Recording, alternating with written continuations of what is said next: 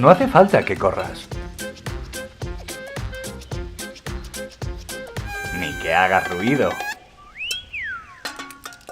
Desde ya mismo puedes comprar tranquilamente desde tu casa cualquier dispositivo móvil o donde quieras las entradas online para el Festival de Otoño Ruzafa Escénica. Perdona, ¿tú sabes si en la edición de Ruzafa Escénica de este año los bonos se pueden comprar online? Por supuesto. Pero la taquilla, ¿cuándo abre? Yo es que online no me aclaro y prefiero ir personalmente.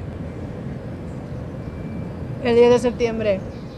Y hasta el 10 de septiembre, ¿qué hacemos? Tomar el sol, comer, beber, ir al teatro. Pues vale.